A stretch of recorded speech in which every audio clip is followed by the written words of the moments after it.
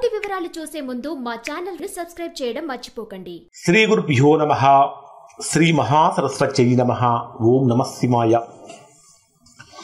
Narayana Sastry astrology channel వీక్షిస్తున్నటువంటి ప్రేక్షక మహాశీలకు స్వాగతం, సుస్వాగతం. ఈరోజు మనము 2025వ సంవత్సరం జూలై 1వ తేదీ నుంచి 15వ తేదీ వరకు ధనుర్రాశిలో జన్మించినటువంటి వారికి ఏ విధంగా ఉందో తెలుసుకుందాం. ధనుర్రాశి వారి యొక్క రాశి ఫలితాలను పరిశీలించే ముందు ప్రేక్షక మహాశయులకు చిన్న విజ్ఞప్తి ఏమిటంటే, మీకు మేము అత్యంత ఖచ్చితమైనటువంటి రాశి ఫలితాలు అందించడం కోసం, అంటే యాక్యురేట్ ప్రిడిక్షన్స్ అందించడం కోసం మేము చేసేటటువంటి ప్రయత్నం, చేసే శ్రమ కొంచెం ఎక్కువగా ఉంటుంది. ఈ రాశి ఫలితాలు చూసినటువంటి మీరు ఇవి మీకు ఎంతవరకు వర్తిస్తున్నాయి, ఎంతవరకు ఉపయోగపడుతున్నాయి అనేటటువంటి విషయాన్ని మాకు కామెంట్ రూపంలో తెలియజేయండి.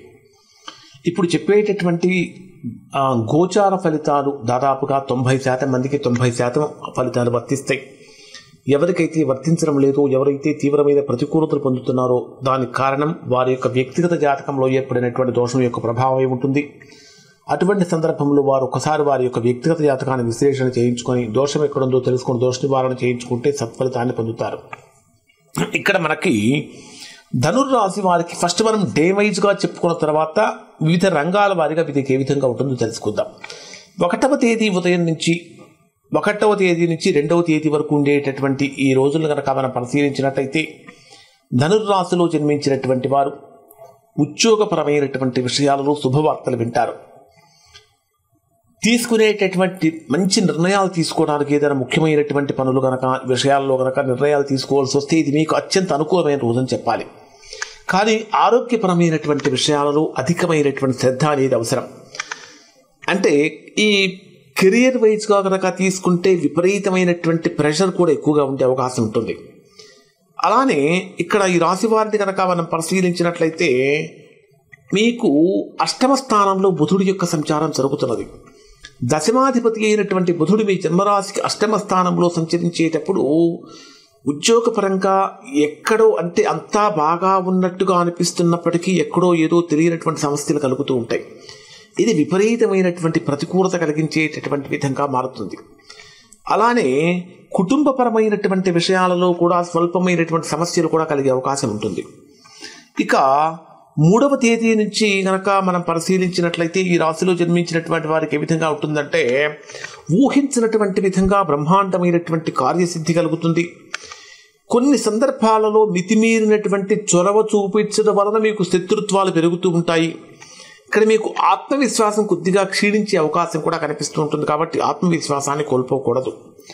ఇక 3వ తేదీ నుంచి 6వ తేదీ వరకు ఉండేటటువంటి సమయాన్ని కనుక మనం పరిశీలించినట్లయితే ఈ 3 రోజులు ఈ రాశిలో జన్మించినటువంటి వారికి స్నేహితుల నుంచి, బంధువుల నుంచి, మిత్రుల నుంచి బ్రహ్మాండమైన సహాయ సహకారాలు పెరుగుతూ ఉంటాయి. భవిష్యత్ ప్రణాళికల కోసం మీరు చేసేటటువంటి అన్నీ కూడా అనుకూలంగా మారే అవకాశం ఏర్పడుతూ ఉంటుంది. ఆర్థికంగా కూడా డెవలప్మెంట్స్ అనేటటువంటి బ్రహ్మాండంగా ఉంటాయి. గతంలో చేసిన రుణాలు కనుక ఏవైతే ఉంటాయో అవి తీర్చడం కోసం చేసే ప్రయత్నాలు కూడా ఫలిస్తాయి. ప్రధానంగా చెప్పాలంటే ఇక్కడ ధనుర్రాశి వారిని కనుక తీసుకుంటే ఈ సమయంలో రియల్ ఎస్టేట్ వ్యాపారం కానీ వ్యవసాయపరమైనటువంటి విషయాలలో కూడా అనుకూలతలు పెరుగుతాయని చెప్పాలి. ఇక్కడ ఇల్లు, స్థిరాస్తులు మొదలైనటువంటివి ఏదన్నా అమ్మాలన్నా, కొనుగోలు చేయాలన్నా ఇది వీరికి అనుకూలంగా మారుతుంది. జూలై 6వ తేదీ నుంచి 9వ తేదీ వరకు ఉండేటటువంటి సమయాన్ని కనుక మనం పరిశీలించినట్లయితే ఇది కొద్దిగా సంక్షోభంగా ఉంటుంది. ఎక్కడో ఏదో తిరిగినటువంటి ప్రతికూలతలు కలుగుతూ ఉంటాయి. అనవసరంగా అధికమైనటువంటి వ్యయాలు పెరిగిపోతూ ఉంటాయి. శారీరకంగా బలం తగ్గుతుందనిపిస్తూ ఉంటుంది. నీరసం పెరుగుతూ ఉంటుంది. ఒక రకంగా చెప్పాలంటే ఫిజికల్ స్ట్రెస్ కన్నా కూడా మెంటల్ స్ట్రెస్ అనేది ఇక్కడ ఈ రాశి వారికి ఎక్కువగా పెరుగుతూ ఉంటుందని చెప్పాలి. ఆరోగ్యపరంగా కనుక తీసుకుంటే మీ రాశికి 9వ స్థానంలో కుజకేతు గ్రహాల కలయిక అనేటటువంటిది. ఈ సమయంలో దూర ప్రయాణాలు చేయకుండా ఉండడం అనేటటువంటి చాలా మంచిది. అలానే ఉద్యోగ వ్యాపార విషయాలు కనుక పరిశీలిస్తే కొన్ని నిగూఢం అంటే రహస్యపరమైనటువంటి విషయాల మీద, అంటే మీరు చేసేటటువంటి పని ఎవరికి చెప్పకుండా చాలా సీక్రెట్గా ఉంచడం అనేది కూడా ప్రధానంగా చెప్పదగిన సూచన. ఈ సమయంలో మీకు ఉద్యోగస్తులకు పై అధికారులతో విభేదాలు లేదా మాట పట్టింపులు, ఆర్గ్యుమెంట్స్ కూడా జరిగే అవకాశాలు ఉంటాయి. కాబట్టి జాగ్రత్తగా ఉండండి. ఎవరైతే ఈ పర్టికులర్గా 1వ తేదీ నుంచి 15వ తేదీ మధ్యలో నిరుద్యోగులుగా ఉన్నటువంటి వారు ఎవరైతే ఉంటారో వారు చేసేటటువంటి ఉద్యోగ ప్రయత్నాలు కూడా దాదాపుగా దగ్గర దాకా వచ్చినట్టే వచ్చి దూరంగా పోతూ ఉంటాయి. ఇది ఎందుకు ఈ రకంగా జరుగుతుందో అర్థం అర్థం కాదు.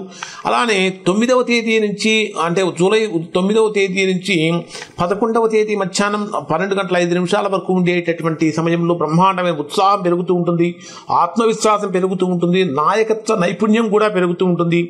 కానీ ఇక్కడ కొన్ని రకాలైనటువంటి భావోద్వేగాలు అధికమవుతూ ఉంటాయి.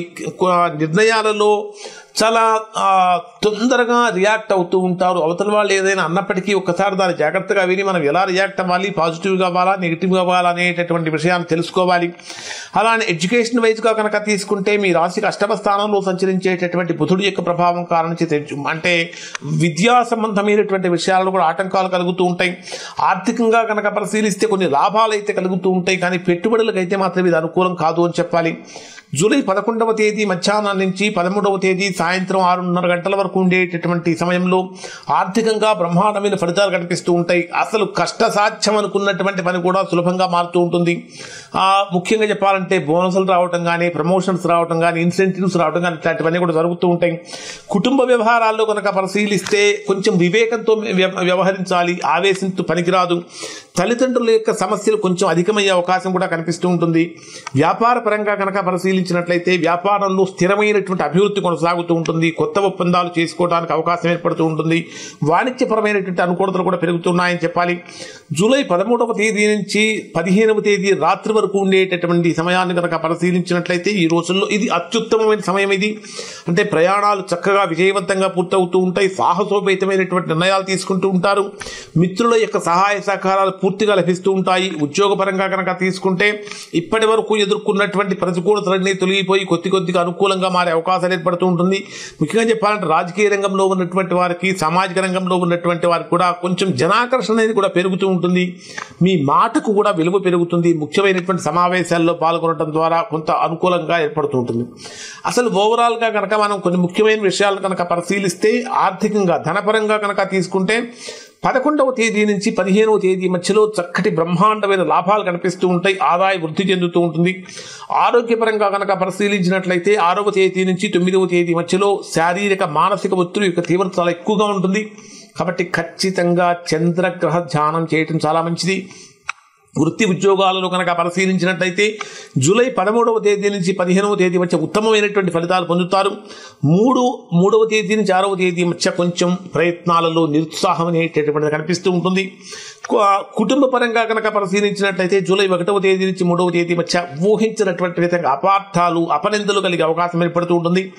అలానే జూలై 11వ తేదీ నుంచి 13వ తేదీ మధ్యలో బంధాలకు చాలా అధికమైనటువంటి ప్రాధాన్యత ఇవ్వాలి. ఇక విద్యార్థులు పరీక్షలు మొదలైనటువంటి విషయాన్ని పరిశీలిస్తే జూలై 9వ తేదీ నుంచి 11వ తేదీ మధ్యలో మంచి అధ్యయన శక్తి పెరుగుతూ ఉంటుంది. ఆత్మవిశ్వాసంతో ఉంటారు. ఏదైనా సరే సాధించగలనేటటువంటి పట్టుదల మీలో కనిపిస్తూ ఉంటుంది. ఇక్కడ ఈ రాశిలో జన్మించినటువంటి వారికి శనివారం రోజున నలుపు రంగు వస్త్రాలు కనుక దానం చేసినట్లయితే కొంతవరకు ఫలితం కలుగుతుంది. అష్టమ స్థానంలో సంచరించేటటువంటి బుధుడి యొక్క దోష నివారణ కోసం విష్ణు సహస్రనామ పారాయణ చేయటం కానీ లేదా గణపతి ఆరాధన చేయటం వలన కానీ మంచి ఫలితాలు పొందుతారు.